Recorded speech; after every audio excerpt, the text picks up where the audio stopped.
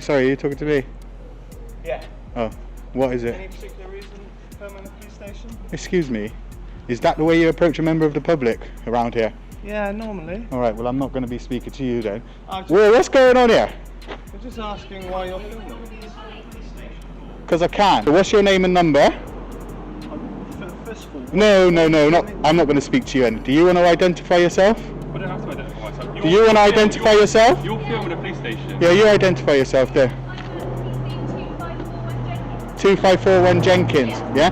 Okay, so the reason I'm filming the police station today is because I can. Okay. Yeah. We were just coming out to see if you needed any assistance. Not at all. I'm outside the police station. If I needed assistance, I would have gone in. Okay, no problem. That's fine. Yeah? Yeah. Alright, We're just coming out to make sure you're okay. that's fine. I'm fine. Alright. You're Okay. dismissed now. You don't dismiss me. I actually do. You're a No. public servant. I'm a member of the public. The situation begins with several officers positioning themselves around him, instead of one officer stepping forward to speak calmly. This approach gives the impression that they are trying to box him in before offering any clear reason for being there. Instead of starting with a simple explanation, they quickly question why he is filming. Ed responds by calmly asking each officer to identify themselves. Only one officer complies, while another incorrectly insists that he doesn't need to show any identification. Under their own professional guidelines, especially Section 3.3.5, officers are expected to be open and accountable at all times. This includes showing identification when a member of the public reasonably asks for it. It's not a choice or a favor. It's a basic part of doing the job properly and maintaining public trust. Ignoring this responsibility only creates confusion and raises concerns about their conduct. Instead of following these clear rules, the officers try to justify their actions by saying they were simply checking if he needed assistance. If that were genuinely the case, the situation would have started with a polite and straightforward question. There would be no need for multiple officers to surround him in a way that feels tense and unnecessary. Their behavior doesn't match their explanation, and it highlights a clear difference between what is expected of them and how they actually handle the situation. what's your name? I think you're following with Crown Service, so you need to get your facts right. I think we need Excuse to me? take some details off you. What's your name? What crime do you suspect me of committing? Well, at the moment you're filming a police station. What crime do you okay? suspect me of committing? No, listen. I am listening. What crime? You're filming a police station. What crime do you okay? suspect me of committing? And at the moment, for security purposes. What crime do you suspect me of committing? Hold on a What second. crime do you suspect me of Well, committing? at the moment, you are filming a police station. And what crime is okay? that? I don't know what your reasons are. For Sir, we go on filming what we inside. do know, not what we don't. So what crime do you suspect me of committing? Could you please articulate legislation? If you're not going to articulate legislation, this conversation is over. Okay, that's fine. If you don't want to talk to us, Yeah. that's So I told you, But you are there's dismissed. obviously, you don't need to say that, do you? Well, I'm Right, saying it.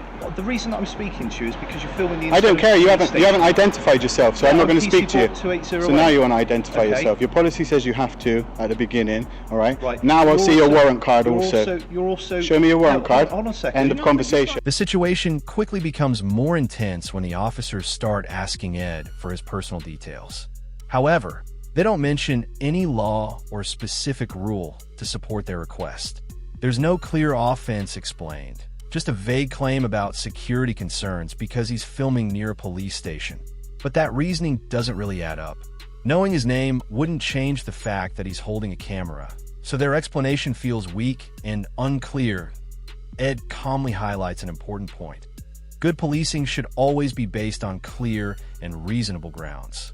Officers should be able to explain their actions with facts, not assumptions or guesswork. Suspicion needs a solid foundation. Otherwise, it loses its meaning and fairness. His response stays focused and reasonable, showing that he understands his rights without escalating the situation. At T1 point, an officer does give his name after being asked several times, but still refuses to show any official identification or proof. This creates a clear imbalance. They are asking Ed to be open and cooperative, yet they are not willing to meet the same standard themselves.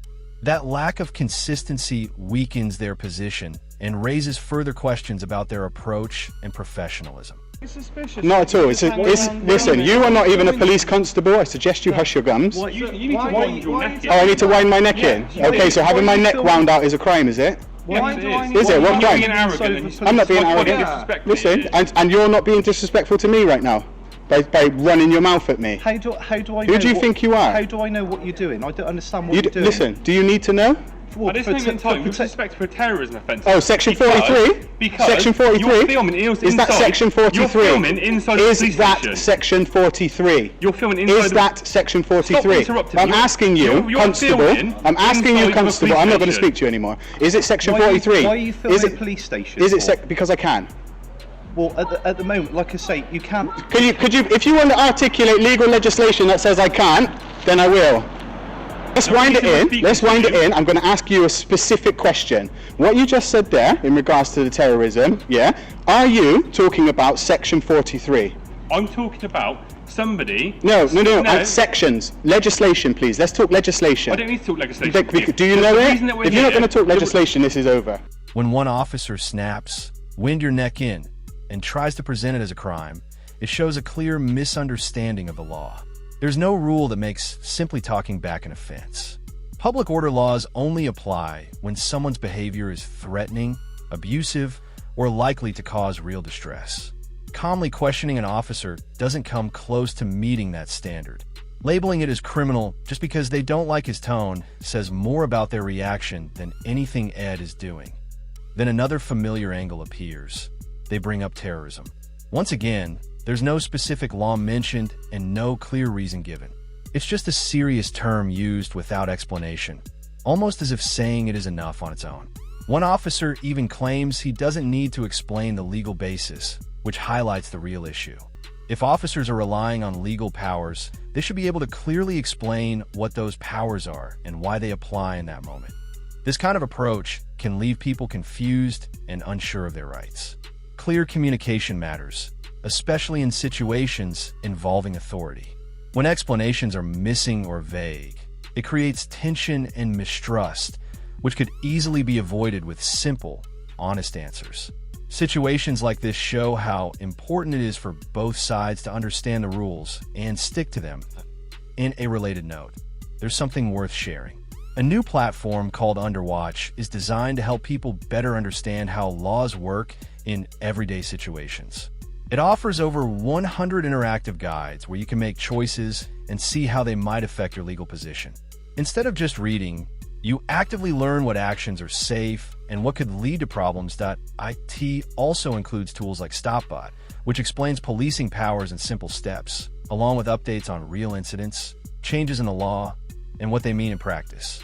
There are additional features such as a drone safety map, complaint tools, and legal request builders, all aimed at helping people stay informed and prepared. The goal isn't to create fear, but to give people the knowledge they need to handle situations with confidence.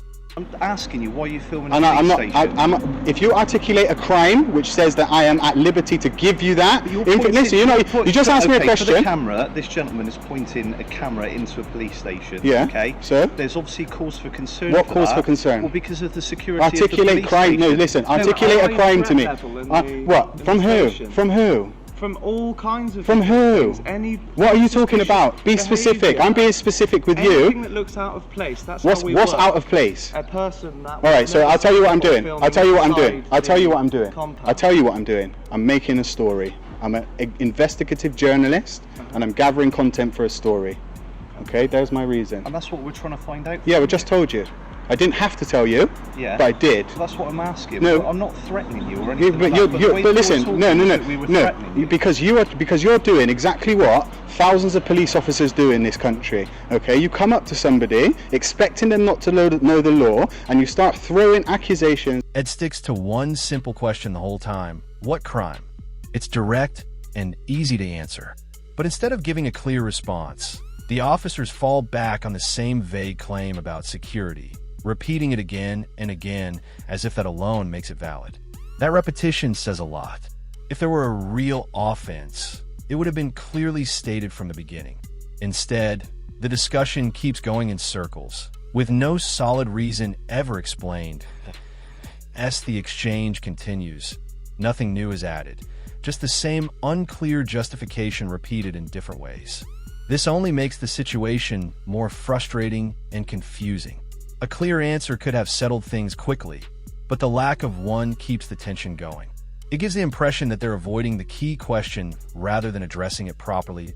In the end, Ed decides to explain why he's there. Not because he has to, but to try and bring the situation to a close. That moment makes everything clearer. The longer the officers avoid naming any specific offense, the more obvious it becomes that there isn't one. What started as questioning turns into something else entirely. IT begins to look less like a lawful interaction and more like an attempt to assert control without proper grounds. Instead of following clear rules and explaining their actions, they rely on pressure and repetition. That shift highlights the gap between what should happen and what actually took place, leaving little doubt about the real issue at hand. Shit like that around it, though. That you didn't know Yes, you the did. law. You came out. No, you're assuming that Man, I'm you. thinking I've that got. you're What an is your idiot. I'm issue? not saying But then that. why won't you let me finish speaking? Because you're not allowed to speak. You weren't. But I don't have to let you We speak. were We don't asking. have to let you speak. But then go away. Go back in and do some actual police work. As a journalist, surely you should know by asking a just question, listen. you should get an answer. Do you suspect me of a crime? Well, at the moment, Can you answer yes I'm or no? a bit Do- concerned as to why you're pointing a camera. Is into a police concern a station. crime, sir?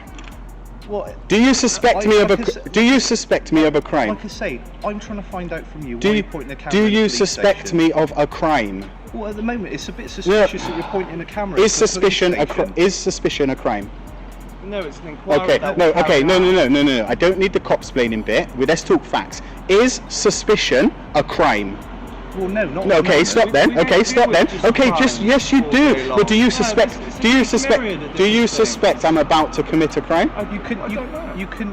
Do you? can But if you don't know, why are you here speaking to me? Ed puts the question to them plainly. Do you suspect me of committing a crime? Their reply says a lot. They admit it's only a concern. That difference is important. A concern isn't a legal standard, and it doesn't give officers any extra authority. It also doesn't justify asking for someone's personal details without proper grounds. Clear rules exist for a reason, and this doesn't meet them. IT becomes even clearer when Ed asks a simple follow-up. Is holding a camera a crime? The officers admit that it isn't. That should have been the end of the interaction right there. With no offense and no lawful reason, there's nothing left to pursue. A straightforward answer at that point could have resolved everything calmly and quickly. Instead, they continue trying to turn a general feeling into something more serious. It starts to look like they're stretching the idea of suspicion beyond what it actually means. Rather than relying on facts, they fall back on unease, as if that alone gives them authority. This only makes their position weaker as the conversation goes on to AT this stage. It feels less about the situation and more about not wanting to back down. Admitting there's no issue would mean accepting that the stop wasn't necessary. So they keep talking, hoping persistence will fill the gap where a valid reason should be. But the longer it continues, the clearer it becomes. There's no offense here and no real power to support their demands. Because don't know if it's you're policing committing by a crime. consent, isn't it? Is it not policing Yeah. by consent? I- Okay, so when I'm asking you questions to try to understand why you're accosting me and you refuse to answer the not- question, I'm not you are, accosting you are, because What I'm was just a accosting normal you? member of the public. Yes. You're just trying to get No, I'm Who are not. you? I'm not. No, just let me speak. I don't care what you have to say. Okay, How about that's that? fine. Jog on. That's- Off your trot. Don't- There's snout going on just around being here. rude now. Is rudeness a crime? Yourself look silly No, because but you're Is rudeness trying- a crime? you're being rude Public to us. order We is. don't have Huh? to engage Public with you if you order just is. walk away. Yeah, public order. But am I using excessive words or No, not behaviour? this- So no, then not don't this listen. You don't even know what. Before you go, alright. before you go. Don't disrespect No, me. no, no, no. Designation card. I want to see his designation No, card. that is enough. I want to see his designation Wind your card. neck in and get off. No, no, no, no, no. You wind your neck in. Off your trot, little piggies. Good. Peppa Pig. Peppa Pig. What really stands out at the end isn't just the raised voices, it's how quickly the officers back away. After pushing for personal details, mentioning serious claims, and stretching their reasoning as far as possible, another officer suddenly says they don't need to continue the interaction. That's a sharp shift from how things began. They were the ones who approached first, controlled the tone, and escalated the situation. But once they're faced with direct questions and repeated requests to identify themselves, stepping away becomes their only option. One officer even guides the others off, and that action speaks louder than anything said during the exchange. The issue of accountability is just as clear. Ed once again asked to see their identification, which should be a simple and routine step. Yet no official ID is shown. Instead, they leave while calling out instructions from a distance. That doesn't come across as calm or professional. It feels more like frustration taking over. If they were confident in their authority, they could have ended things in a steady and respectful way. A clear explanation and proper identification would have made all the difference. The way it ends says a lot about the overall approach. This wasn't about enforcing a clear rule or dealing with a real issue. It became a reaction rather than a reasoned response. When emotions take over and clear thinking is missing, situations tend to fall apart. And that's exactly what happens here. They entered the situation expecting control, but left without the clarity or authority they started with. If you found this breakdown helpful, consider liking the video, sharing it with others, and subscribing to support the channel and keep these discussions going. This is the Audit Assessor, and this was episode 18. I'll see you in the next on.